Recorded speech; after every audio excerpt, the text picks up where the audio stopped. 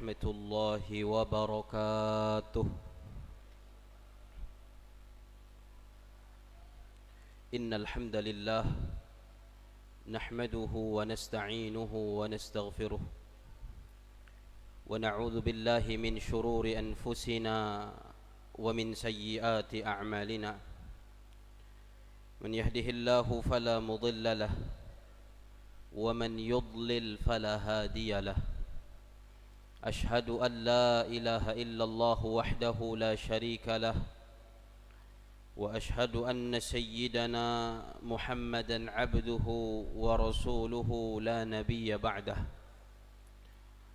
اللهم صل وسلم على سيدنا محمد مفتاح باب رحمة الله عدد ما في علم الله، صلاة وسلاما دائمين بدوام ملك الله وعلى آله وأصحابه ومن تبع هداه ومن والاه.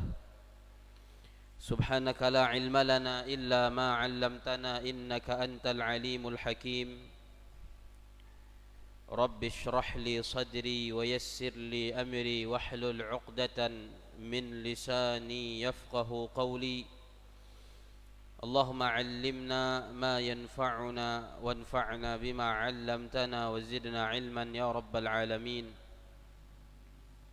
اللهم إنا نسألك علما نافعا وقلبا خاشعا ولسانا ذاكرا وعملا صالحا متقبلا ورزقا حلالا طيبا مباركا وشفاء من كل داء. اللهم أخرجنا من ظلمات الوهم وأكرمنا بنور الفهم وافتح علينا بمعرفة العلم وسهل أخلاقنا بالحلم. اللهم اجعلنا من الذين يستمعون القول فيتبعون أحسنه. اللهم افتح علينا فتوح العارفين وهب لنا ما وهبته لعبادك الصالحين. أما بعد. Alhamdulillah, puji syukur kita panjatkan senantiasa kehadirat Allah Subhanahu wa taala atas limpahan nikmat, atas karunia dan kebaikan yang Allah Subhanahu wa taala berikan kepada kita. Nikmat umur yang sampai malam hari ini masih Allah berikan, nikmat sehat afiat yang juga masih Allah berikan sampai detik ini. Mudah-mudahan kita juga diberi taufik oleh Allah Subhanahu wa taala untuk memanfaatkan dua nikmat tersebut untuk memperbanyak bekal ibadah, amal saleh dan ketaatan sebagai bekal kita untuk menghadap Allah Subhanahu wa taala. Malam hari ini kita diberi nikmat taufik oleh Allah Subhanahu wa taala untuk melangkahkan kaki-kaki kita dari rumah-rumah kita masing-masing untuk menuju masjid, menuju rumah Allah Subhanahu wa taala, menjadi tamu-tamunya Allah untuk meraih pahala besar yang dijanjikan oleh Allah Subhanahu wa taala melalui lisan Rasulullah sallallahu alaihi wasallam untuk melaksanakan salat fardu maghrib secara berjamaah.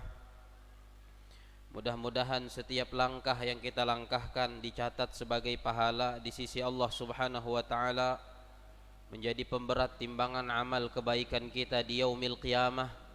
Mudah-mudahan setiap langkah tersebut menjadi sebab derajat kita diangkat, ditinggikan oleh Allah Subhanahu wa taala. Juga mudah-mudahan langkah tersebut menjadi sebab dosa-dosa kita diampuni oleh Allah Subhanahu wa taala. Dan mudah-mudahan kita semua diberikan istiqamah oleh Allah Subhanahu wa taala untuk melakukan kebaikan dan untuk melangkah ke tempat-tempat yang diridai oleh Allah Subhanahu wa taala. Amin ya rabbal alamin. Salawat dan salam semoga selalu tercurahkan, terlimpahkan kepada baginda Nabi besar Muhammad sallallahu alaihi wasallam, kepada keluarga beliau, kepada para sahabat beliau, serta orang-orang yang setia mengikuti ajaran beliau, istiqamah untuk menjalankan sunnah-sunnah beliau sampai yaumil qiyamah. Dan mudah-mudahan kita semua dimasukkan oleh Allah Subhanahu wa taala ke dalam golongan mereka, amin ya rabbal alamin. Jemaah yang mudah-mudahan dirahmati Allah Subhanahu wa taala, melanjutkan kajian kitab Al-Kabair karya Al-Imam Syamsuddin Abu Abdullah Muhammad Ibnu Ahmad Ibni Uthman Ibni Qaymaz Al-Zahabi rahimahullahu ta'ala.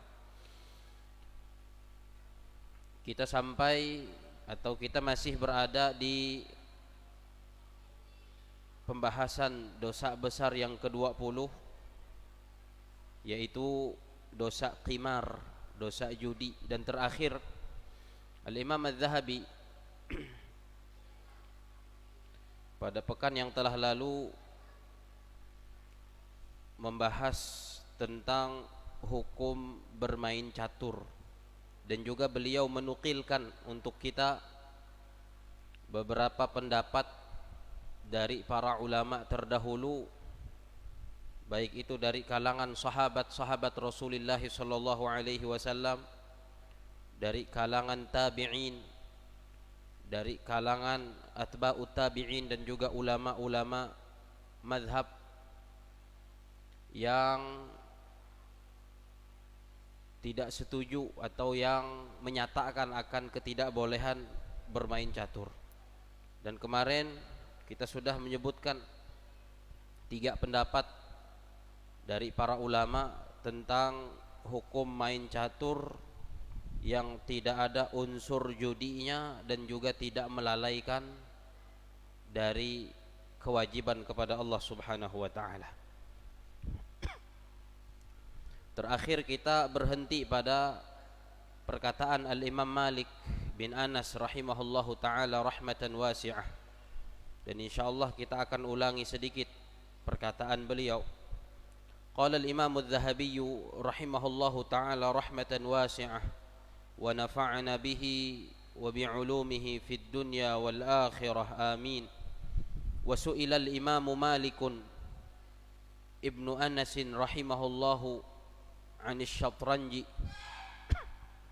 فقال الشطرنج من النرد بلغنا عن ابن عباس أنه ولي مالا ليتيم فوجدها في تركة مال اليتيم فأحرقها. Al-Imam Malik bin Anas rahimahullahu ta'ala pernah ditanya. Al-Imam Malik adalah salah satu dari imam 4 madhab, yaitu imam madhab Maliki. Pelopornya adalah Al-Imam Malik bin Anas. Juga termasuk salah satu dari guru Al-Imam Asy-Syafi'i rahimahullahu ta'ala.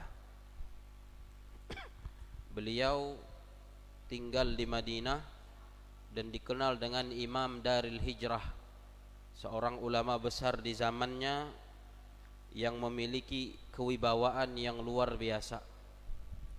Sampai-sampai gubernur Madinah ketika diminta oleh gubernur Mekah untuk mengantarkan Al-Imam Asy-Syafi'i untuk datang ke rumah Imam Malik berguru, disampaikan suratnya gubernur Mekah kepada gubernur Madinah yang isinya adalah perintah atau permintaan untuk membawa Al-Imam Asy-Syafi'i kecil ketika itu ke rumah Imam Malik. Kata gubernur Madinah, aku berjalan tanpa alas kaki dari Madinah ke Mekah itu lebih ringan bagiku daripada aku berjalan ke rumahnya Imam Darul Hijrah, yaitu ke rumah Imam Malik. Saking berwibawaannya Al-Imam Malik ketika itu, ditakuti oleh para pejabat, oleh para pemimpin, para raja di masa itu. Beliau memang ulama besar di masanya, guru dari Al-Imam Asy-Syafi'i, salah satu pelopor dari 4 madhab fikih yang terkemuka di dunia Islam. Nah, beliau rahimahullahu ta'ala pernah ditanya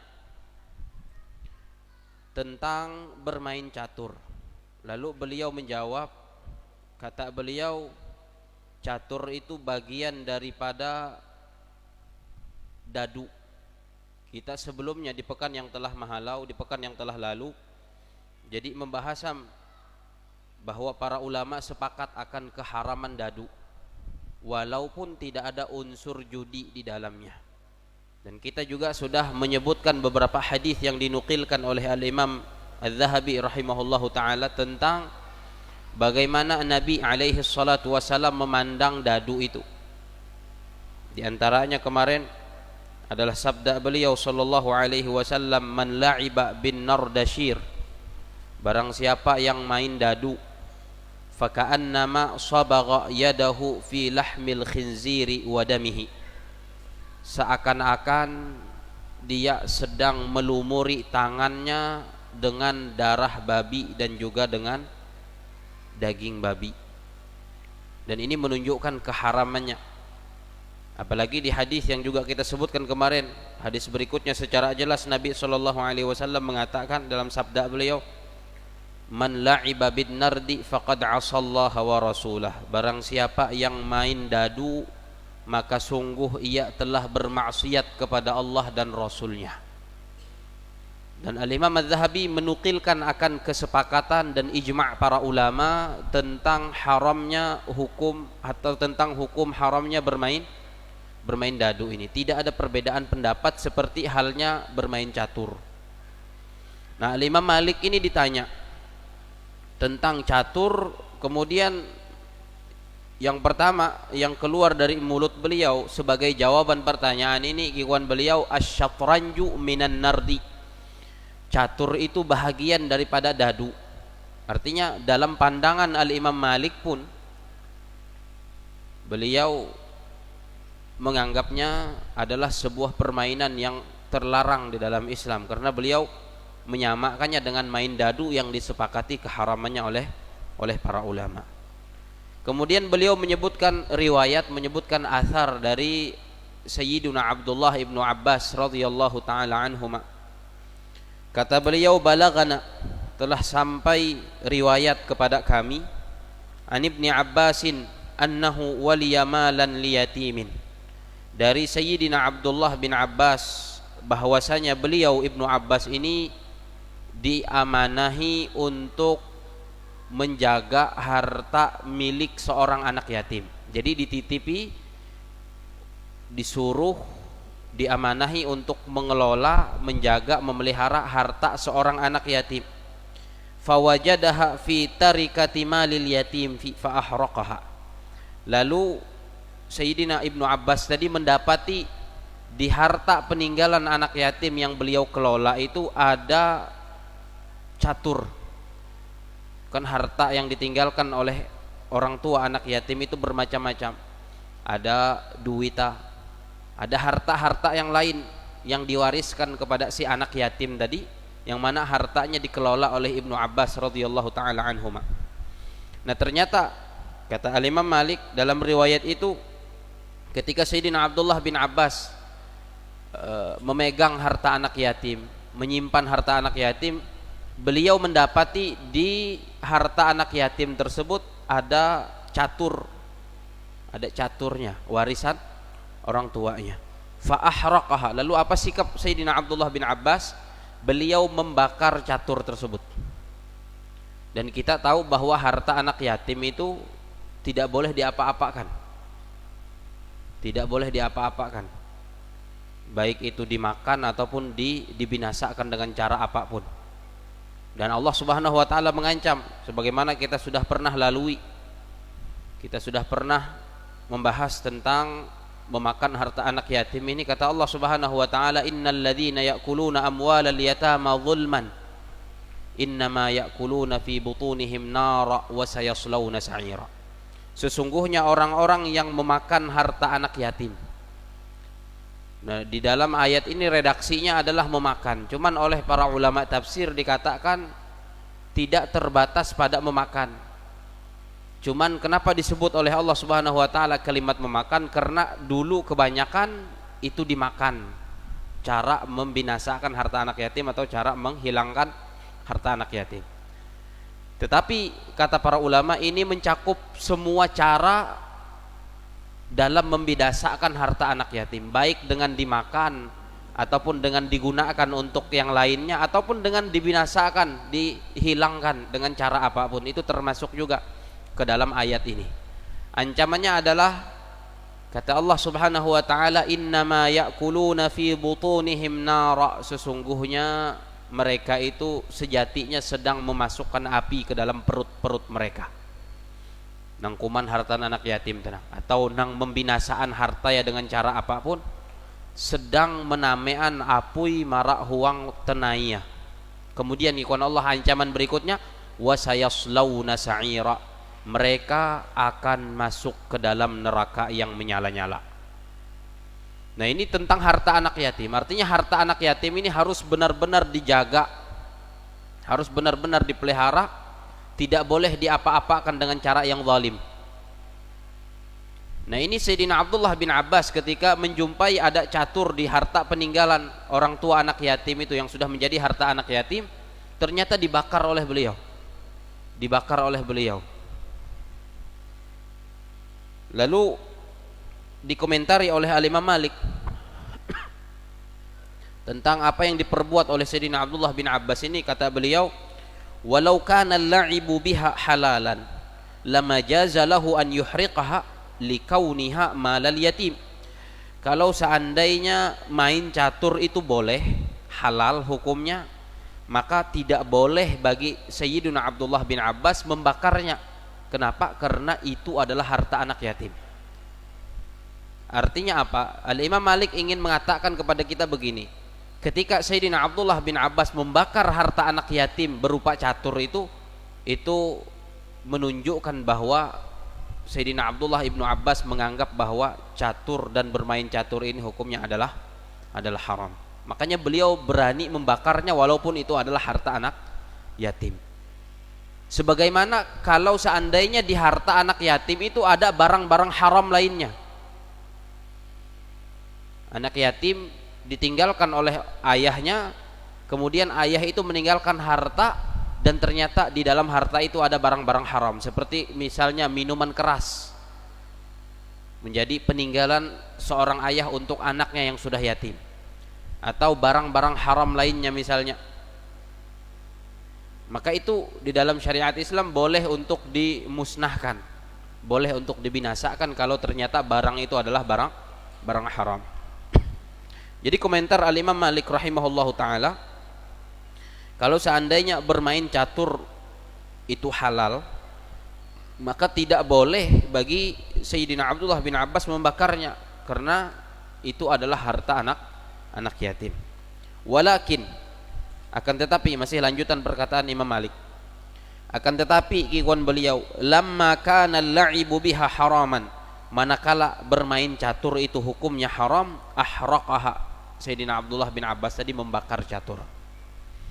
Karena beliau melihat bahwa bermain catur hukumnya haram. Artinya kalau harta ini dibiarkan tetap ada di peninggalan orang tua anak yatim ini, masih ada dalam harta anak yatim, tidak menutup kemungkinan nanti ketika anak yatim ini besar dan dia menerima hartanya, akan dia mainkan, dan dia berarti memainkan sesuatu yang haram. Oleh karena itulah dibakar oleh Sayyidina Abdullah bin Abbas. Al-Imam Malik masih melanjutkan, fatakunu min jinsil khamri, catur tadi kata beliau itu sama halnya seperti khamar, sejenis dengan khamar, kikon beliau, sejenis dengan minuman keras atau barang yang memabukkan. Idza wujida fi malil yatim, apabila terdapat di harta anak yatim. Khamar ini ada di harta peninggalan orang tua anak yatim tadi. Apa yang harus dilakukan oleh orang yang mengelola hartanya, orang yang memegang hartanya? Wajabat iraqatuhu, wajib untuk dibuang, ditumpahkan. Jadi kikon beliau berarti sama dengan khamar, catur tun sama dengan khamar.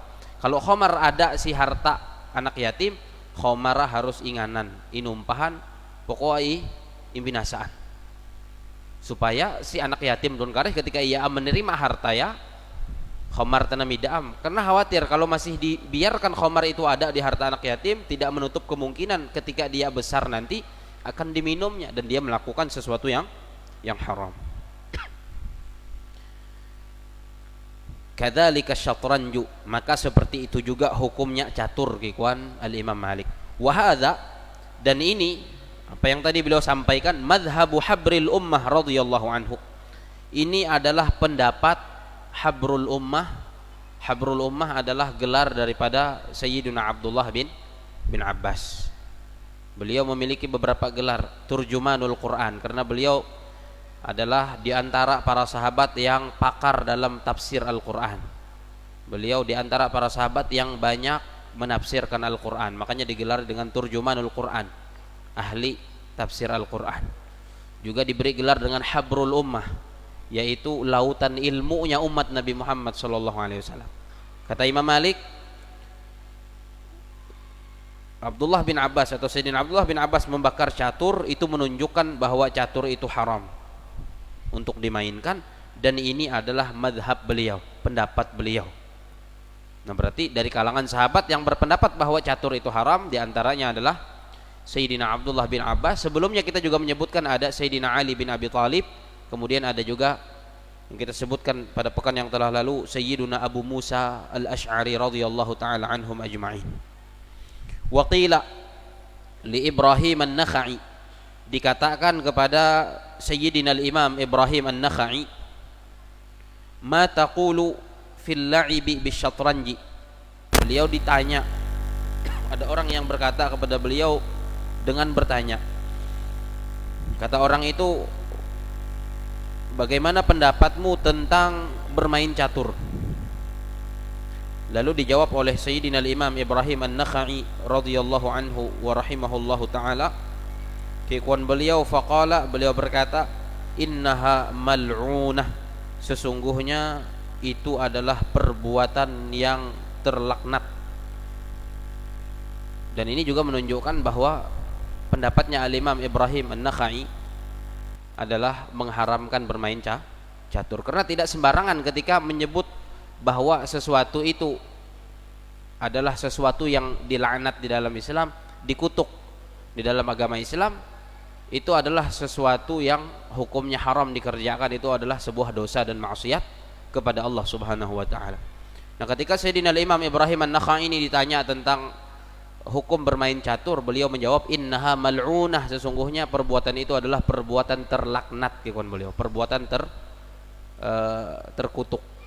Dan ini menunjukkan akan keharaman bermain catur menurut al-Imam Ibrahim an-Nakhai rahimahullahu taala. Warawa Abu Bakr al-Athram fi jami'ihi an Wathilata ibn al-Asqa' an Rasulillah sallallahu alaihi wasallam qala, inna lillahi fi kulli yawmin 360 nadratan ila khalqih, laysa li sahibi syah fiha nasib, yani la'ib asy-syatranji, li'annahu yaqul syahmat.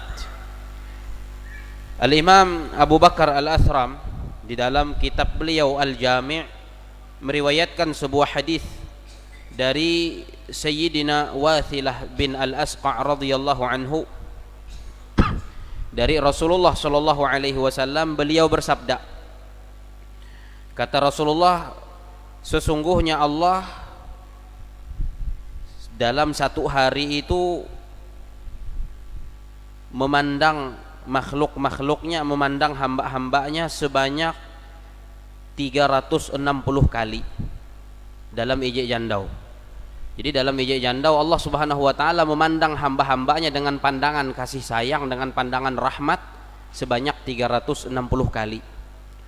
Tapi kikuan Rasulullah, laisa li sahibis syah fiha nasib, dari 360 pandangan tadi ada orang-orang yang tidak mendapatkan bahagian dari pandangan rahmat Allah itu. Salah satunya yang disebut oleh Nabi di sini adalah sahibus syah, pemilik raja. Pemilik raja. Siapa yang dimaksud dengan pemilik raja ini? Di sini rawinya mengatakan ya'ni la'ibas syatranji. Yang dimaksud oleh Nabi dengan sahibus syah, pemilik raja, itu adalah pemain catur. Kan dulu main catur ada raja ya, nang injaga abo banaran supaya mida impatai hikawalah. Jadi kikuan Rasulullah sahibus syah, pemilik raja dalam permainan catur atau orang yang main catur itu tidak mendapatkan pandangan rahmat Allah Subhanahu wa taala dalam satu hari, yang mana dalam satu hari itu ada 360 pandangan rahmat dari Allah Subhanahu wa taala untuk hamba-hambanya. Itu khawatir tuh, bahaya. Kalau sudah tidak dipandang oleh Allah dengan pandangan rahmat, dikhawatirkan tidak mendapatkan rahmat Allah Subhanahu wa taala. Maka satu-satunya tiket untuk melangkah menuju surga itu rahmat Allah Subhanahu wa taala. Nah itu ada hadis langsung dari Rasulullah sallallahu alaihi wasallam. Apa sebabnya?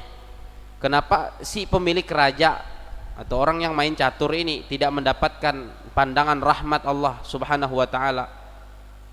Kikuan beliau li'annahu yaqul syahmat, karena si pemain catur tadi mengatakan skakmat.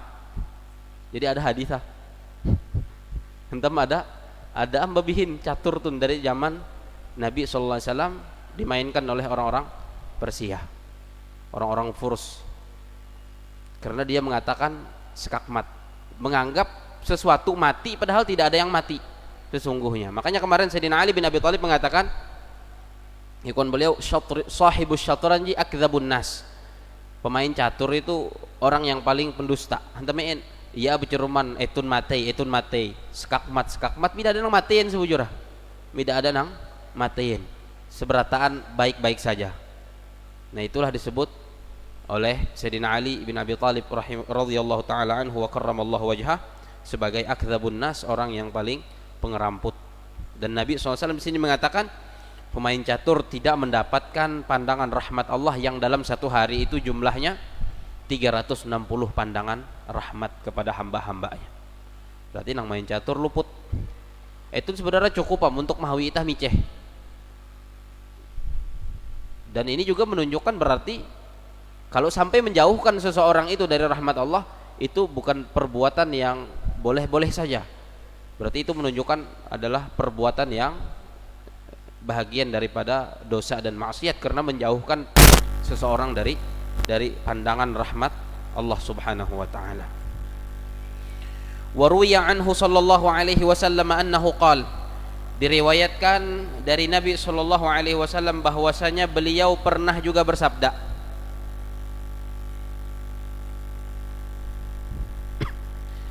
apa kata Rasulullah sallallahu alaihi wasallam? Asyaddun nasi 'adzaban yaumal qiyamah sahibus syah. Orang yang paling berat siksanya pada hari kiamat nanti adalah pemilik raja. Pemilik raja, empun raja. Yakni kikuan perawi hadis tun sahibas syatranji, yaitu pemilik catur atau pemain catur tadi. Wancaman yang bukan main-main. Nabi menyebutnya asyaddun nasi 'adzaban, manusia yang paling berat siksanya, yang paling ngeri azabnya pada hari kiamat nanti, pemilik raja atau pemain catur. Ala tarahu yaqul, bukankah engkau melihat pemain catur itu mengatakan qataltuhu wallah, aku telah membunuhnya, ketika ia mencatuk anak catur kawala itu kan. Dein kah arek bahasa atuh bae. Bila anak-anak kan mah kalau nang palalipah itu kan nang udah tahu jalanan teh skakmat. Kalau munduan ije prajurit teh nak buah hati tanah halu-halu sih hadapan teh. Dikuan Rasulullah SAW pemain catur itu mengatakan qataltuhu wallah, aku telah membunuhnya. Mata wallah, mati, dia sudah mati demi Allah. Dikuan Rasulullah iftara, dia telah berkata-kata dusta dengan ucapannya aku telah membunuhnya, dia mati. Itu kikuan Rasulullah telah mengada-ngada, telah berkata-kata bohong. Wa kadzaba, dan telah berdusta 'ala Allah, telah berdusta atas nama Allah Subhanahu wa taala. Karena yang menghidupkan dan mematikan Allah Subhanahu wa taala. Ketika dia main-main seperti itu mengatakan mati, kemudian pukul, lain dari bahasa mendak tahu kula aja. Eta kikuan Nabi iftara, telah mengada-ngada kebohongan dan berdusta atas nama Allah Subhanahu wa taala. Wa qala Mujahidun, dan berkata Al-Imam Mujahid. Al-Imam Mujahid ini adalah seorang tabi'in, ahli tafsir, murid dari Sayyidina Abdullah bin Abbas. Gurunya kita sudah tahu sebelumnya, beliau berpendapat bahwa catur hukumnya haram, sampai-sampai beliau membakar catur milik anak yatim atau harta dari anak yatim. Nah, ini murid beliau berkata, yaitu Al-Imam Mujahid rahimahullahu taala dari kalangan tabi'in, "Ma min mayyitin yamut illa mathula lahu julasa'uhu alladhina kana yujalisuhum." Tidak ada seorang pun yang akan mati, yang akan meninggal, kecuali akan didatangi oleh sahabat-sahabatnya, teman-temannya yang biasa duduk-duduk bersamanya. Kan biasa inyarang hikawala, kawal nak meninggal, mihining kawal nak meninggal kan inyarang, atau lagi haban nang pena hawas benar inyarang hikawala. Lalu ikuan Sayyidina Al-Imam Mujahid, fahtadara rajulun mimman kana yal'abu bisyatranji. Nah, pada suatu waktu beliau bercerita, ada seorang laki-laki yang biasa main catur sekarat atau dalam keadaan hendak meninggal, sakaratul maut, dan dihadiri oleh sahabat-sahabat kakawala yang main catur. Faqila lahu, lalu dikatakan kepada si laki-laki yang sudah dalam keadaan sakaratul maut tadi, yang biasa waktu sehat main catur, dikatakan kepada dia, ditalqinkan la ilaha illallah, dituntun mengucapkan la ilaha illallah. Kikuan uluh te la ilaha illallah. Lalu kikuaya menjawab, faqala, laki-laki yang biasa main catur tadi mengatakan, syahuk rajanmu thumma mat, timbah hati matei. Jadi ketika inuntun membaca la ilaha illallah, kikuaya raja. Dan itu nanti akan disebutkan oleh beliau, hadis Nabi SAW yang sangat masyhur itu, yamutu kullu insanin ala ma'asha alaih. Seseorang itu akan mati sesuai kebiasaan hidupnya. Kebiasaan yang paling rajin ninggawi ketika ia belum, maka dikhawatirkan ia mati dalam keadaan nang biasa inggawi ketika ia belum. Ketika uluh tuh ngikon Al-Imam Mujahid, kebiasa ya waktu belum main catur skak mat. Rupa ketika inuntun la ilaha illallah skak kiko ya, lalu mati bujuran manusia ya.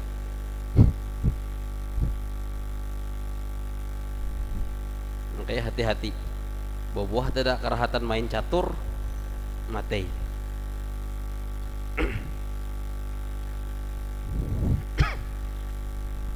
Faghalaba ala lisanihi, ini komentarnya Imam Mujahid, faghalaba ala lisanihi makana ya'taduhu hala hayatihi fil la'ib. Maka lisannya itu mengucapkan sesuatu yang biasa dia ucapkan ketika hidupnya, ketika main catur ya beliau. Jadi inuntun membaca la ilaha illallah, tidak terbaca-bacain la ilaha illallah tuh, justru malah nang belua dari nyamena sekak mat, lalu mati. Jadi itu. Faqala iwada kalimatil ikhlas, dia mengatakan sebagai ganti dari kalimat la ilaha illallah tadi, dia mengatakan apa? Dia mengatakan syahuka, rajamu gitu ya. Rajamu atau skakmat. Wa hadza kama jaa fi insanin akhar. Dan ini juga pernah terjadi kepada orang lain ngikon beliau. Kejadian yang semacam itu, uluh teh meninggal sesuai kebiasaan hidup, piginya terjadi dengan uluh lain. Mimman kana yujalisu syurrabal khamri, kepada seseorang yang biasa duduk-duduk dengan para peminum minuman keras. Jadi gawi ya mandau-mandau teh maihup dengan kakawal ya. Gawi ya mandau-mandau kekuan Imam Mujahid, minum minuman keras, bermabuk-mabukan. Innahu hina hadarahul maut. Nah, orang ini tadi yang kebiasaannya minum minuman keras bersama teman-temannya, ketika ajalnya sudah dekat, ketika dia dalam keadaan sakaratul maut, faja'ahu insanun yulaqqinuhu syahadah. Ada seseorang yang mentalqinkan syahadat, menuntun ia mengucap la ilaha illallah si pindinga. Rupa kikuaya menjawab, isyrab wasqini, kikuaya ayo itah mihub inuangan akan go. Pandiraya macam itu, Kikuanuluh la ilaha illallah si pindingnya kikuya ayo mihop. Kerancakan mihop macam itu. Kerancakan mihop rupa ketika nuntun supaya mengucapkan syahadat la ilaha illallah beluak barak nyamia isyrab. Ayo itah minum-minum dan isqini tuangkan untukku minuman keras. Ya Allah. Si akhir kehidupan macam itu. Dan bahaya benar. Thumma mata, kemudian ia mati. Fala haula wala quwata illa billahil aliyil azim. Wa hadza kama jaa fi haditsin marwi.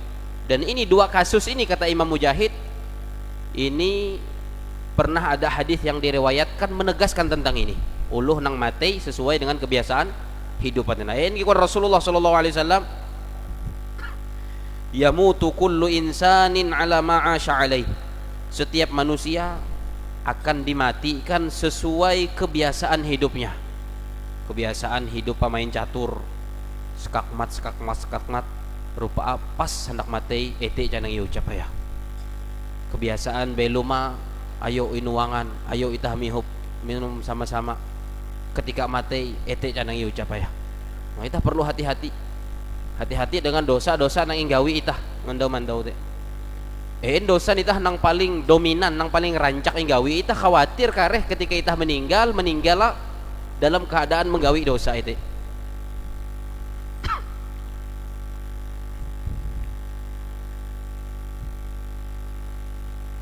Kalau ketujuh misalnya menggibah ulu berbuah tidak pas ajal sampai kareh ajal domah kareh kerahatan lagi menggibah ulu lagi bepander bebanaran nyame mati mencabut malaikat maut.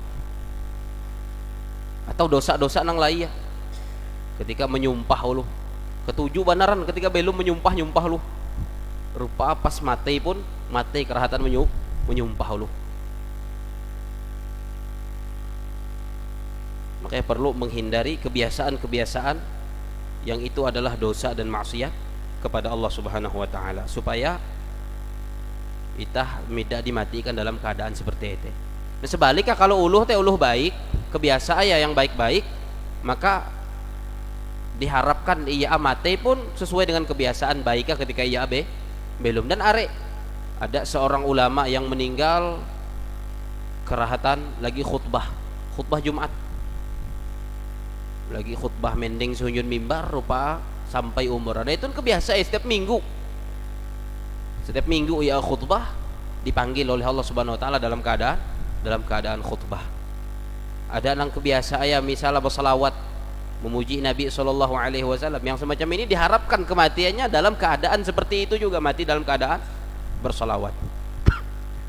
Ada nang ketujuh ya sembahyang berjamaah misalnya si masjid rutin berpuluh-puluh tahun, yang macam ini diharapkan kematiannya mati dalam keadaan sholat berjamaah seperti itu. Dan ini kematian yang indah, kematian yang luar biasa, yang menyenangkan, mati dalam keadaan ibadah kepada Allah Subhanahu wa taala. Dan kita semua harapan kita adalah mati dalam keadaan baik seperti itu. Maka kuncinya adalah biasakan ketika kita masih hidup untuk melakukan kebaikan-kebaikan. Dalam keadaan kehampia kira-kira itah tun hendak meninggal, maka impa are menggawi perbuatan baik nang itu. Kalau itah misalnya hendak meninggal dalam keadaan sujud, berarti are sujud ketika belum. Hendak meninggal dalam keadaan bersedekah misalnya, berarti rancak-rancak bersedekah ketika belum.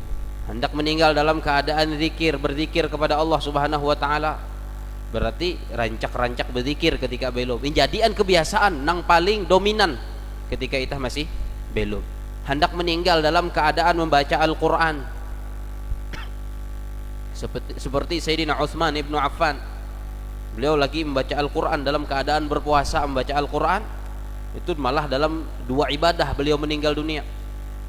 Meninggal dalam keadaan berpuasa, meninggal dalam keadaan membaca Al-Quran, karena memang yang paling dominan dalam kehidupan beliau ibadah itu.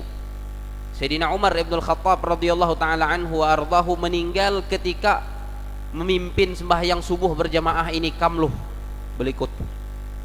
Ini adalah kematian yang indah, walaupun kepehe macam itu kan, tapi dalam keadaan sedang menghadap Allah Subhanahu wa taala. Dalam keadaan sedang beribadah kepada Allah Subhanahu wa taala. Jadi kondisi seperti apa kita ingin meninggal, maka upayakan saat kita hidup ini untuk memperbanyak ibadah tersebut. Sambil niatan siwang ati berlaku dengan Allah Subhanahu wa taala, berdoa dengan Allah Subhanahu wa taala, mudah-mudahan kareh meninggal dalam keadaan itu. Ini ibadah nang kira-kira itah hendak meninggal dalam keadaan ibadah teh berlaku, bujur-bujur berlaku dengan Allah Subhanahu wa taala. Hendak meninggal andau Jumaat misalnya, lagi sembahyang Jumaat, Masya Allah, berarti harus ada kesungguhan memohon, mengemis kepada Allah Subhanahu wa taala. Jadi kata Rasulullah sallallahu alaihi wasallam, yamutu kullu insanin ala ma 'asha alaih. Setiap manusia akan meninggal, akan mati sesuai kebiasaan hidupnya. Atau dalam riwayat lain dikatakan, man 'asha ala syai'in mata alaih. Barang siapa yang hidup dengan kebiasaan tertentu, dia akan mati dengan kebiasaan itu, baik taat ataupun maksiat. Kalau kebiasaan hidup taat dengan ketaatan tertentu, diharapkan mati dalam ketaatan itu.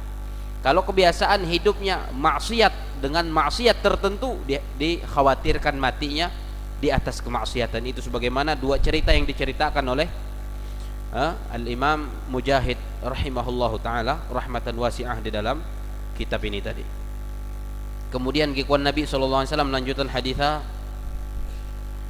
wa yub'atsu ala ma mata alaih, dan seseorang itu akan dibangkitkan sesuai dengan bagaimana dia mati. Ayo, mati sesuai kebiasaan hidup kareh ketika dibangkitkan di hari kiamat dari kuburnya itu sesuai bagaimana dulu dia mati dalam dunia. Kalau ketika mati mati si meja minuman keras, kareh dibangkitkan juga seperti itu oleh Allah Subhanahu wa taala. Kalau mati kerahatan skakmat, nah berarti pas bangkit kareh dari kuburan meintan papan catur aja kareh. Meintan papan catur. Kalau mati lagi sembahyang,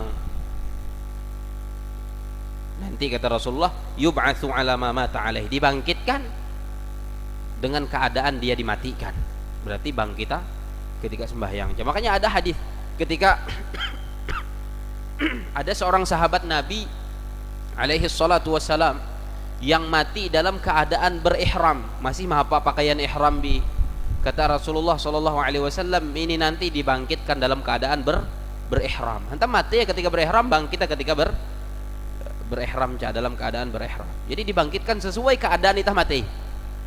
Hampir mati itah, semetilah kareh itah dibangkitkan oleh Allah Subhanahu wa taala. Fa nas'alullaha al-mannan bi fadlihi an yatawaffana muslimin. Maka kita meminta kepada Allah yang Maha Pemurah, yang sangat amat banyak pemberiannya dengan karunia-Nya. Kita meminta apa? Meminta mudah-mudahan kita diwafatkan dalam keadaan muslim. La mubaddilina wala mughayyirin, tidak dalam keadaan merubah ajaran-ajaran agama, wala dhalin, bukan juga dalam keadaan tersesat, wala zaighin, bukan juga dalam keadaan tergelincir dari kebenaran. Innahu jawadun karim, sesungguhnya Allah Subhanahu wa taala itu maha dermawan dan maha pemurah. Mudah-mudahan kita selalu diberi taufik oleh Allah Subhanahu wa taala untuk melakukan kebaikan-kebaikan, dan mudah-mudahan dimatikan dalam keadaan baik dan juga dibangkitkan dalam keadaan baik. Amin ya rabbal alamin. Subhanakallahumma wa bihamdika asyhadu an la ilaha illa anta astaghfiruka wa atubu ilaik. Wa sallallahu ala nabiyyina Muhammadin wa ala alihi wa sahbihi wa sallam. Wassalamualaikum warahmatullahi wabarakatuh.